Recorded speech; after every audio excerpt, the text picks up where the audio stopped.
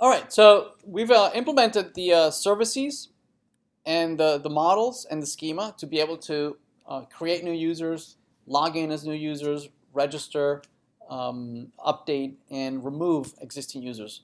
Let's now move on to being able to model relationships of this user with other domain objects, right? Such as a user is related to many websites, right? Or websites related to many pages, and so on and so forth. All right, so first of all, we'll need to create a schema and a model for the website. So let's start doing that. Let's create here JavaScript. This will be website dot that schema dot server.js, and this is very similar to what we did on Monday. So let's do it quickly right here. So we're gonna first load mongoose. We're gonna require that. And then create the schema. So this will be var website schema is going to be mongoose, mongoose dot schema, and here we're going to have, let's see, what do we have? We have the name of the website. So name is going to be a string. It's going to have a description, string, maybe the date created. Right, and that's going to be maybe type will be date, and that is going to have a default date dot now. Okay, right. So one other thing that we're gonna have here is that each website is going to keep track of who their parent is.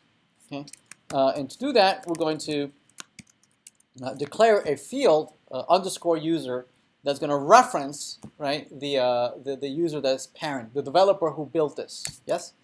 Now notice that I put an underscore in front of it. This is for us to remind ourselves that this is a reference to an object. It's not an actual object, right? It's only a reference to that object. Okay.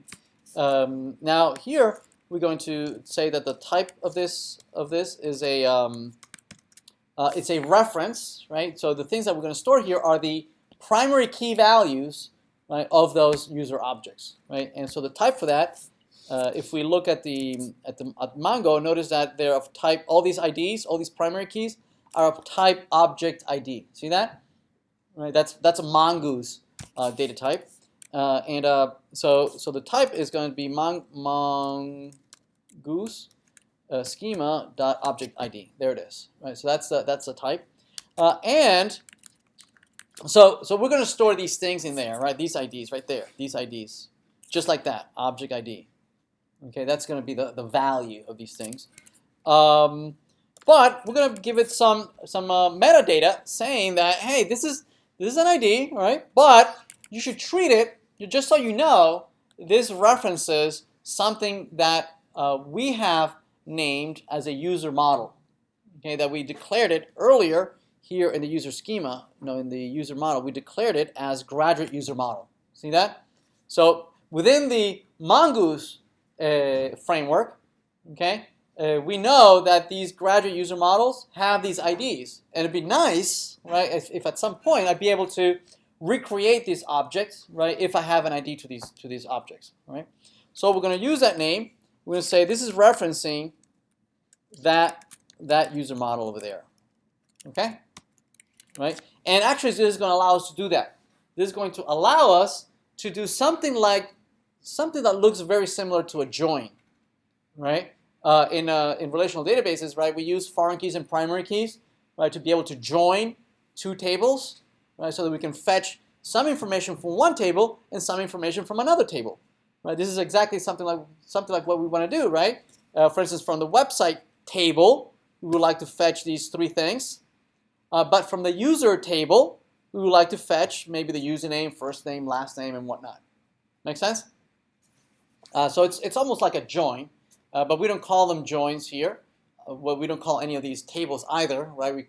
We call these collections, and also here they would not be joined. We call them populate, or be able to populate the instance object from a given object ID. Make sense? All right. Also here we're going to choose the name of this collection, right? We're going to call the collection website. Let's see, graduate, website. Okay, that's a collection where we're going to store all our websites. All right, so we have the schema. We're going to just export it. We're going to say website schema. That means that anybody who requires this file, right, is going to have access to this instance of a schema definition. Everybody okay? All right, so we're done with the schema. Let's create now a model to go along with this.